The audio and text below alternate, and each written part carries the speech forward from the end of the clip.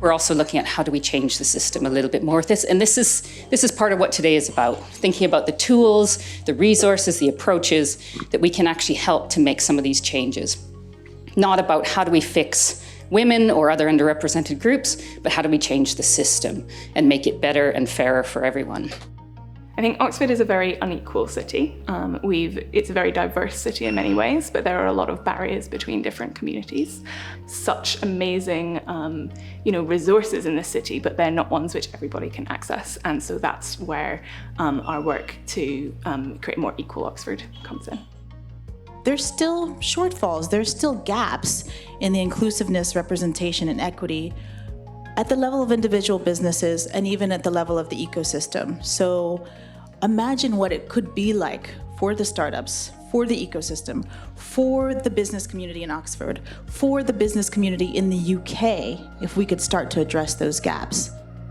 Oxford, as many will know, is one of the least affordable cities in the UK to live in, to buy a house, but also to obtain space of any kind. So we take empty buildings and we revive them, we repurpose them, reanimate them, and make them available at affordable rates to community groups or purpose-driven organisations. We work with people, with communities in Oxfordshire with all different diverse backgrounds, and that's really important. And it's important also that our staff and colleagues, they're also representative of those communities that we work with. So we have a high proportion, just under half of our colleagues are people that fall under our definition of people with lived experience of the issues that are akin to the ones that we support our clients with. And that's a really important part of Aspire's identity. A lot of times when we talk about EDI issues, it can come out as kind of very much a label-based, I'll talk about gender, we talk about race, but we should emphasize a culture of care,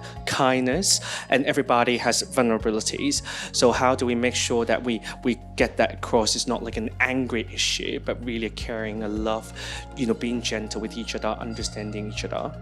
A very, very large proportion of the prison population is going to eventually come back out into society, and unless we allow them and give them the opportunity to actually participate meaningfully when they do, then there are really no kind of winners from that situation. So creating that level playing field, or helping to create that level playing field by enabling people to reintegrate back into the job market and therefore back into society, was a really important part and still is a really important part of kind of why we do what we do. When we're talking about equity, we're talking about giving people what they need to get the outcome that they deserve and that is fair for them. We're missing out on a whole strand of creativity and expertise, and so it's about really, trying to embrace that and welcome that. Hopefully, long term, it shifts towards having a much more democratic and diverse ownership model for our towns and cities.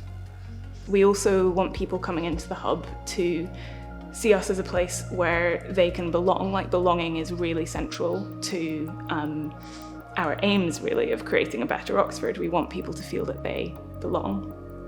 I guess the harm that language can do in terms of masking underlying structural problems as much as addressing or reshifting focus. So thinking about language as a shaping tool.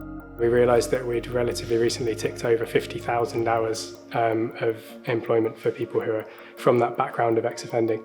I think that was a very proud moment. Any business or educational institution will be able to get involved with their local communities. There's no organisation that operates on a desert island with employees that aren't affected, or that aren't living within their communities. They're all part of this network of our local network. No organisation is a single island. They're all part of this community and they can all get involved through Aspire, through Team Oxford, through Hire to Inspire. So every little bit that we can do, every piece as part of that journey that we can share, that we can implement, that we can work towards, will make a big difference if everybody is doing their bit.